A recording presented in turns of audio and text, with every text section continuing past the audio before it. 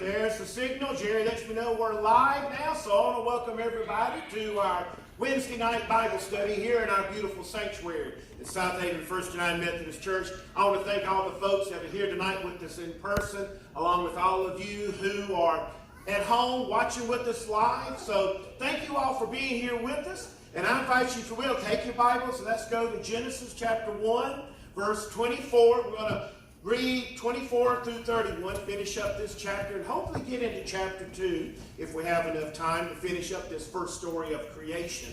So while you're going to Genesis 1, 24, let's give this time, as we should in all things, let's give this now to God. Gracious, loving Heavenly Father, once again we are honored and blessed to be here in your presence. Joined together one with each other with you through the gift of being in person and the gift of joining together spiritually also at this time. So dear God, through the power of your Spirit, open us up now and you lead us. Let your word, your living word, truly come to life now in our hearts and in our spirits, in our minds, and in our souls. As once again we come to you to learn about you, and most importantly, to learn about your love and your care for each and every one of us. So lead us now, guide us, direct us. And once again, let this be all about you. And we ask this in your holy name. Amen. All right, so when we were together last week, we looked at those first 5 days of creation going up to verse 23. And we talked about the fact that in this first day, or this first story of creation, we learned two beautiful, wonderful things about our God. First off, in the first 5 verses, we learn about the Trinity, the Holy Trinity. How God the Spirit is the one that comes and removes the darkness, the void, and removes the state of chaos. Jesus, the Son of God, God the Son is the words of life. He's one that speaks and life comes. And then how God the Father, he is the power. He's the cosmic power behind it all. And then secondly, looking there at verses 6 and 9, there in the second and third days, along with the fourth day in verse 14. Two very specific things that also shows us something, reveals something about God. We talked about the giving of water, the creation of water, and how it is an essential gift of life, okay? Most importantly, we talked about how, animals and all the plants, trees, everything, they benefit from this gift of life, but who benefits even more? We do, from the life that comes from the animals and from the plants. And then we talked about, like I said, verse 14, with the creation of the signs, the seasons, days, and the years. And God didn't create signs and seasons for the animals and plants. He gives them a instinct, a basic instinct about what to do as the days go by. He created it for us so that we could intelligently observe and calculate, compare, and remember the signs and the seasons. But what it teaches us about God is this then, that, as God was creating everything, he was already doing it with us in his mind. We were on his mind as he was already putting everything together, which tells us what? That once again, God didn't create this world for himself. He did it for you and for me, for us as humankind. So now let's go to the 6th day here. And join me there at verse 24. And God said, let the earth bring forth living creatures of every kind, cattle and creeping things and wild animals of the earth of every kind. And it was so. God made the wild animals of the earth of every kind, and the cattle of every kind, and everything that creeps upon the ground of every kind. And God saw that it was good. Then God said, let us make humankind in our image, according to our likeness. And let them have dominion over the fish of the sea, and over the birds of the air, and over the cattle, and over all the wild animals of the earth, and over every creeping thing that creeps upon the earth. So God created humankind in his image. In the image of God, he created them. Male and female, he created them. God blessed them, and God said to them, be fruitful and multiply, and fill the earth and subdue it, and have dominion over the fish of the sea, and over the birds of the air, and over every living thing that moves upon the earth. God said, see, I am giving you every plant yielding seed, that seed that is upon the face of all the earth, and every tree with seed in its fruit. You shall have them for food. And to every beast of the earth, and to every bird of the air, and to everything that creeps on the earth, everything that has the breath of life, I have given every green plant for food. And it was so. God saw everything that he had made, and indeed it was very good. And there was evening, and there was morning, the sixth day. All right, so now as we look at this, of course, we have the creation of the animals. All the different wild, domestic, and everything like that. But now let's focus on verse 26 here. Now look at verse 26. And the first thing that always stands out when we talk about the creation of us, okay? Right off the bat, those very first words, right there in verse 26, when he says, let what? Let us make humankind, okay? We always want to focus on that because first off, it's a beautiful reminder, once again, of the what? The Trinity, the Holy Trinity, God the Father, Son, and the Holy Spirit, okay? Beautiful reminder again of that. But the thing we must also understand is that this word for us in the Hebrew writings can also be translated to mean the name Elohim. Y'all have heard God referred that way, right? As Elohim. Now, we're going to take a closer look at this name Elohim when we get to chapter 2, okay? But one of the things that's always stood out concerning the use of the name Elohim for God has always been this, that for the Jewish writers, they use Elohim to show not just the work of God, not just the power of God within this world or the triune God.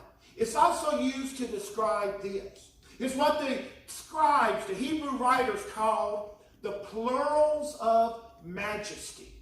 The plurals of majesty, or another thing they would say, the plural of fullness. The plurals of majesty or the plural of fullness concerning God. Now, what they're talking about, what they were trying to show us is this, that the view of God that they had, was that God was too holy, too powerful to ever be used to, ever be described. Could never be described using what kind of noun? What kind of noun, according to the Jewish writers, could not be used to describe God? How about, okay, now what pronoun?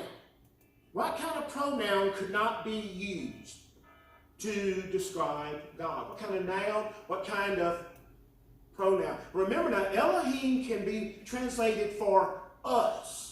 So to describe God, the one noun you could not use, one pronoun you could not use, or the kind of noun, I should say it that way, I'm sorry. The kind of noun, or the kind of pronoun you cannot use to describe God is what? Not us, which is what? Us is what kind of a pronoun? It's plural.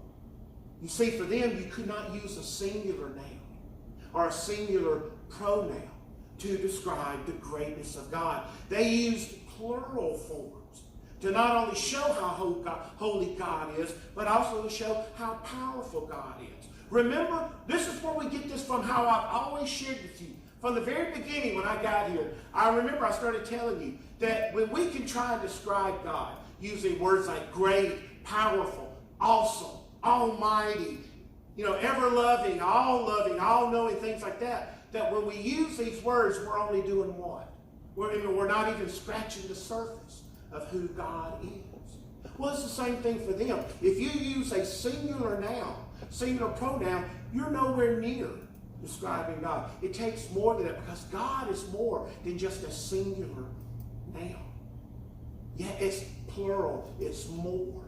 And so this is one of the reasons why they use that us, Elohim, because they're trying to describe the greatness of who our God is. But the thing is, as we look at this, what we need to understand, I believe, is that the focus should not be upon the us, okay? Really, that us is not that big of a deal. No, for us, our focus should be on this, on what God created us for. That should be our focus. What did God create us for? Now, first off, look there right in the middle of verse 26. Continue on. Let us make humankind what? The middle of verse 26 tells us what? The first reason God created us. In what? Okay, it's in the middle part of verse 26, also in verse 27. Let us create, well, how? In what? Our image, according to our likeness, okay? This is the first reason why God created us. Now, as we first off look at this, there's two things we need to know. First off, first and foremost, we must understand that when it comes to the words image and likeness, that in the Hebrew language, there are these two words, I should say, both words represent the same idea, the same perception. They're interchangeable, okay? They both basically mean the same thing, image and likeness, okay? So we're looking at the same kind of word. But there's also a second thing. First and foremost, always remember, understand that when God created us in his image, let us make man in our image according to our likeness, God never had the intention that we would ever be what? We'd never be little what? Not puppets, but we never be little gods. You know, some people think that we're supposed to be little gods. Or there are teachings out there. There are religions that teach how we can grow in becoming bigger and bigger as a god in our lives each day. That is not so. When he created us in his image, in his likeness, it was never about us becoming any kind of little god, okay, or God in any way. So what does it mean to be created in the image or the likeness of God? Well, first off, God created us this way so distinguish us from who? The animals. From the other beasts, the animals that he created. First off, we're distinguished that way, okay? Second, but most importantly, he created us. He created us in this way so that we could all live as spiritual, emotional, intellectual images of who? Of God, of himself. You see, that's what we're created to be. The image of God, spiritual, emotional, intellectual. You see, when we show works, first off, of love, grace, mercy, forgiveness, we're showing what God has done for us. We're showing the work of the image of God in our lives. Also, the thing is, when you and I show works of intelligence, you know, when we have intelligent thoughts and understandings, a self-awareness, when we have a consciousness that other people exist, a consciousness of the existence of others, when we show responsibility, self-control, anything like that, or in any words like that, we to live out our lives of the image of God that we were created in. That's what it was about. The thing is, see, some people think, well, God looks like me, I'm created. But God doesn't look anything like us, okay? We're supposed to be the image, you know, the image not of ourselves, but the image of God. That's what we talk about. We say, when people look at us, let them see God and not ourselves. So that's why we're created in his image. But once again, look back at verse 26. Now, in the remainder of this verse, we discover what is the second thing that God has created us for. All right? So, according to our likeness, and then what? What's the second thing? We have dominion over all of the earth. Very good.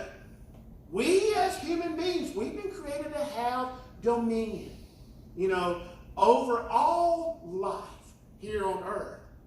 But the thing is, let us never forget that this dominion over life does not mean that we have the right to do what? We do not have the right to do what when it comes to life? To abuse this life in this world. We're not supposed to abuse life. Life is precious. We've been put in charge of it. And to be created in God's image means that we've been created to care for creation. That's our job as human beings. We're to care for this world. that he gave us, okay, that he created for. He created it for us. So we're called to do that. That's the second reason why then God has created us. But now let's go into verse 27. All right? So what would be the third thing that we were created for then? Going into verse 27. The third thing we were created for is the image of what? Okay, an image of God. But in the image of God, he created what? He created us how? Male and female. See, the second thing we were created for is that he created us male and female. He created them, okay?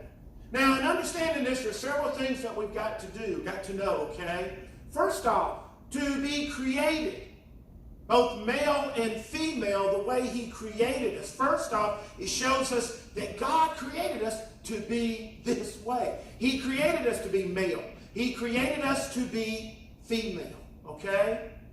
There's a lot of stuff going on, and I don't want to get any type of political arguments or anything like that.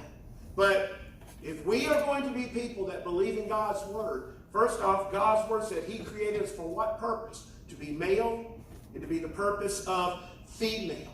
Now, we first need to understand, as we're also looking at this, that this does not mean that God is either male or female, okay? God is not male, God is not female, and God is not made up of parts male and female, okay? He's not any of these things. He's neither male nor female or made up of both parts.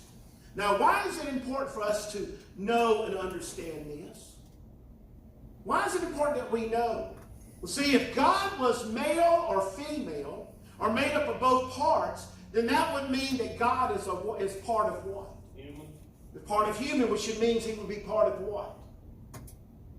Part of this what? Creation, this world. Part of this creation. That would mean that someone actually did what? Made him. Made him. Created him. But see, no one created God. God is not a part of creation. God is the creator. Okay? But he didn't do it because he's male. He didn't do it because he's female. Now, we can get into all the, why do we always refer to God as he? Well, mainly because it all started in a patriarchal society. But remember Jesus himself. Jesus used what? Men and women to bring about his gospel into this world. God created us all the same. He created us. He loves us all. Okay? But we refer to God as he because it's a patriarchal thing that was done in their world at that time. Okay? But the thing is, always remember, he's not a part of the creation. He is the creator. But secondly, the purpose in all this, in creating us male and female, it shows that God also created us as what? As individuals. God created us as individuals. Each person is created unique and what? Different. Every one of us are unique and different. That's why each and every one of us have our own separate set of what? Genes. With genes. What else? Personality. Personalities. What else? We all have our own set of what? Fingerprints. Fingerprints. Genes. Personalities. He gave us our own individual selves. The thing is, even in identical what? You find this. Identical twins. Triplets. 4, however many it is, they may look alike, but they still have their own what? Set of fingerprints, their own unique personality and things like that. Just like who? Jesus. Just like Jesus and who? God. And God and who? And so, just like the what? The Trinity. Isn't it wonderful? Aren't you amazed how we keep coming back to the Trinity here? It's a wonderful reminder of who God is in all this. That they're just alike, but they also have their own unique personalities and their ways of doing things. Because that's who God is. And God created us in his image. He created us as individuals. And that's why people are going to be different from us. We should not be angry at the differences of people. Why? Because that's the way God created us. But, and things, you don't have to hang out with them. You don't have to be bosom buddies with somebody that's completely different than you. Or, like me and Sandy, opposites attract. You know, the thing is, but we bring out each other's differences and help each other and things like that. But we shouldn't be angry with people just because somebody else is different. Because that's the way God created us. Because God is 3 in 1 himself, okay? But now, let's look at the third one here. Look at verse 28. So after God creates male and female, created them, he then goes and he blesses them, and he tells them to be what now? Fruitful and multiply. Okay? Now, as we get into this, this shows us God then his specific plan for how we as humans are to do what then? To bring what into this world? Children. This shows us God's specific plan, how we as humans are to reproduce, bring children into this world. Now, what we must understand, however, is that at this point of creation, this is not necessarily referring to the institutions of marriage or family, okay? This has nothing to do with that right now. This is not about marriage. This is not about family. This is about reproduction. It shows us the true, natural, God-ordained way that we are to be fruitful and multiply as human beings. This is the way he created us to be. Now, of course, remember, in his image means that we've been created intelligently. And also intelligently means that we can come up with ways that can help people, you know, to be born, to have children and things like that. But the bottom line, it always takes what? It takes male and female genes, chromosomes, or whatever, okay? So the thing is, he created us for this purpose, to reproduce this way. All right, but now let's get into this part here. Also in verse 28. So what is the next thing that we as male and female are supposed to do? Now, to understand where this next command is going, we need to also understand something else about this command, to be fruitful and multiply. In being fruitful and to multiply, the command is believed to be not just for humans, but also for who? Or for what? Animals. It's understood. All animals. You know, all of us are supposed to be under the command of God, to be fruitful and multiply. But here's the second part of all this. But what is the one thing that is humans, that we have been commanded to do, that the animals have not been commanded to do? What's the next thing there then in verse 28? We have been given an extra commandment that the animals have not been given. To have dominion. Okay, have dominion, but I'm talking about, go back down into verse 20. You're right, we do have dominion, all right? So maybe this is the second commandment. You're right, you caught me on this one. The second commandment, after being fruitful and multiply, we've been given the one commandment, what? That the animals have not been commanded to do. Subdue it. No, not subdue it. Look at verse 28. All right, look there. It said, God blessed them and God said to them, be fruitful and multiply and what?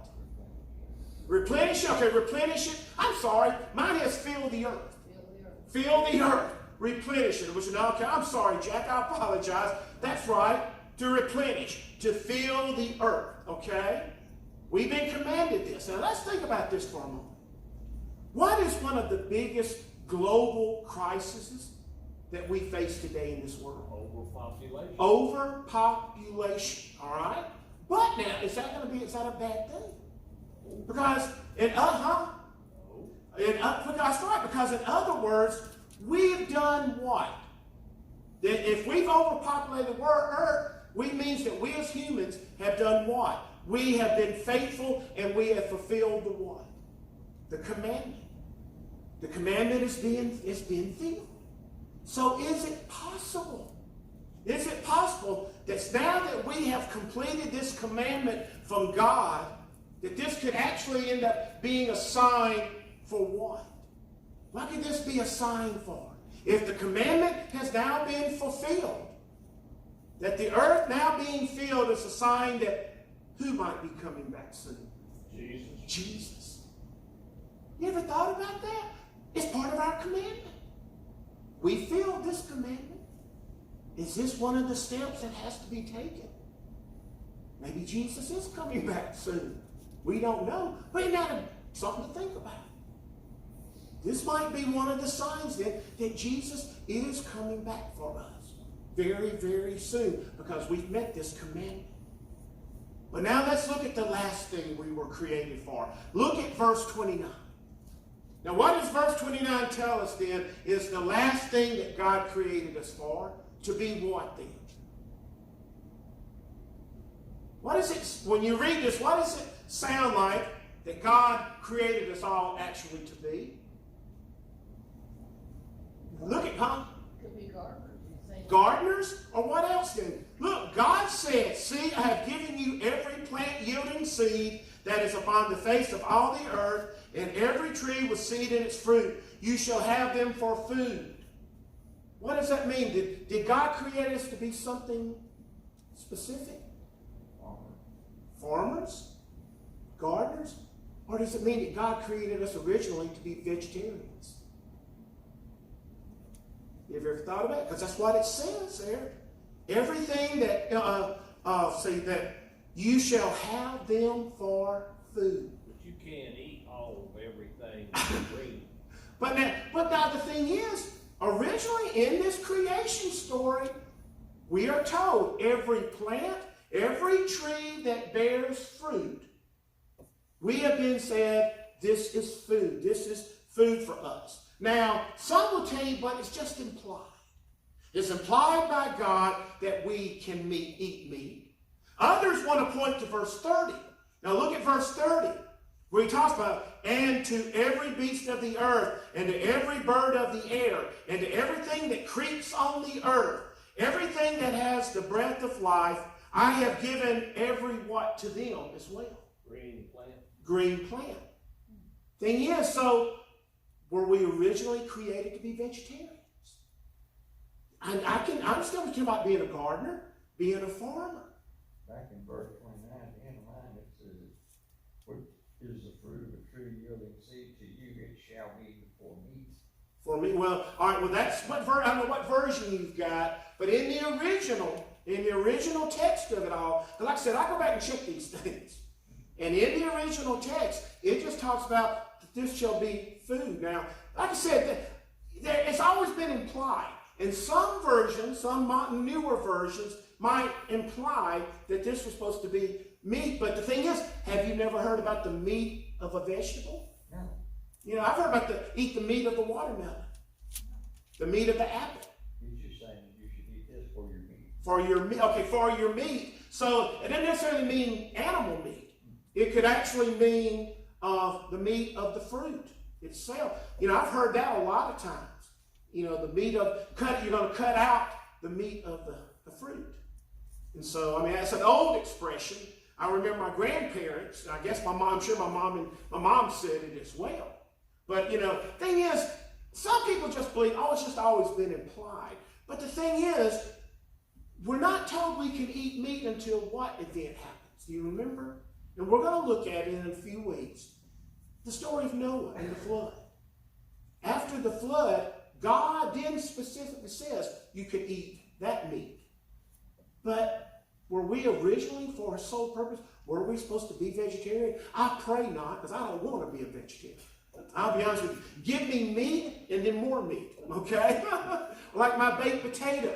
I tell the waiter or waitress, I want butter and I want more butter. Nothing else. Don't put any bacon bits, cheese. Just give me butter and more butter. Meat fat. On my baked potato. Same thing. I'll take meat over anything else anytime, I can get it. But when you look at it, even, the meat of the fruit could be, so were we originally created to be vegetarians? I don't know. But it's a good what if question, isn't it? Vegetarians seem to live longer. Yeah, they do. And God knew that. Yeah, you're right. They do seem to live longer. But the sad part in this day and age, I think they also have to take supplements now. Because our bodies have come to that point now we do eat the meat and everything. I've always heard they have to take special vitamins or supplements and things like that. But anyway, it's just, when I got to that, I thought, well, that's a wonderful thing to end this part with. Were we created to originally be vegetarians? But now, let's look at the last part. Let's look at verse 31. All right, so we've all been created male, female. What's the last thing then, as we get to the end of the story, what's the last thing that should stand out in the creation story? Now, at the end of all the other days of creation, if you need to flip back, or mine's still both pages, but if you look, at all the different days, except for, day 2, he didn't do this, but God saw everything and said that it was what? It was good. That is, except for verse 2 and also verse 1. There he says, God saw the light was good, okay? But he always said it was good. But here we read that God saw what? That God saw everything he made, and instead, it was very good. You see, after all's finished, notice it says he looks at everything. He didn't look at the specific thing that was created that day. He looks at everything. God kind of stands back and does what? Admires his creation. And he does it, he pronounces, it is very good. Now, for God to say very good, does that mean that God was bragging on himself? No. Or, was God experiencing some feelings of pride like we do? I mean, well, the thing is, the argument could be, if you had just created something the way that God had just created the world, wouldn't you want to brag about it a little bit? Anything wrong with having pride in your work? But God hadn't met everybody. But God knows everybody. He already knew everybody. The thing is, why couldn't God experience these feelings? Because after all, how have you and I been created? We've been created what? In his image, in his likeness. Now, the thing is this. There is something known as holy pride, okay? A holy pride there that, pride in something that's not about yourself, but about the work that God has completed in you and through you. A holy pride, a pride in doing something that goes exactly within the commandments that God has called us to live our lives out each day, like loving the unloved, helping those in need, putting others first. See, there's a holy pride. It's a pride that points to God and not yourself. But I agree with Miss Sue, okay? I have to agree with Miss Sue that I believe that this is, at that moment, nothing to do with God being proud of himself. Why? Because God, that's above, God's above these things. God's not going to drop down to that level. God's above such things as pride and stuff like that. So why does he say very good? Well, see, with these words, God's simply stating the fact that what? Everything that has once been this formless void, covered in darkness, everything that was once a state of chaos has now been made what? Right. Remember we talked about the fact that is it possible, in the beginning when God created the heavens and the earth, that's the moment he just created everything in one big nod, one big word, and brought everything together. We had the period of time, we don't know how long, and then the devil came in and brought the chaos into this world. And then there, when it says the earth was formless, void, and darkness, God started recreating. The thing is, he knows now everything has been what? Set back right. I believe that in pronouncing that everything is very good, God was just doing just one thing. He was affirming the fact that everything that this world needed was now set in place. Set in place for you and me, okay? One day at a time, God set everything into motion. He carefully organized everything. He gave specific focus to the things that were created each day. He assigned not just what they were supposed to do, but even limitations to what creation could do. Gave them, you're to do this, but there are also things they're not supposed to do. And in doing so, making sure that each part of creation functions accurately with what then? That each part of creation functions correctly or accurately with what then? With his plan. With his plan. Which is what? That all of it function together as one. See, that's what the world was created. He created it for you and me to function within his plan, to work together. Each part of creation is under God's power. It's also under our care. And everything was supposed to work together, which means we now have to ask the question, can God say the same thing about his creation today? Or have we ruined it? Now that's another what-if question, isn't it? But can God look at everything today after we've been in control for millions of years and still say it is very good? I don't know if he can or not. I would have to say that he would say, I had something very good, and you people made chaos. You brought the chaos back. The thing is, if we'd have just done what? Taken care of the world the way he told us to originally do it. Have dominion, but don't abuse it. Live the way you're supposed to live. We might still be in the Garden of Eden today. And we're going to talk about that then next week, okay? Any questions then? Any other thoughts? Well, why don't we end here then, because it's already, 6:35. That went by quicker than I thought it would be. So anyway, I was hoping to get into the last day of creation. I can't wait to get into that, with the question, why does God have to rest? Okay, we'll pick that up next week. Those of you at home watching, thank you again so much for being here with us.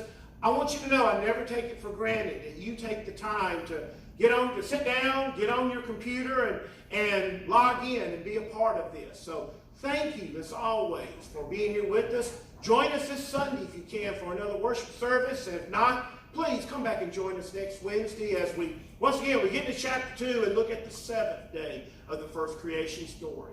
So until we're together again, take care and God bless and goodbye.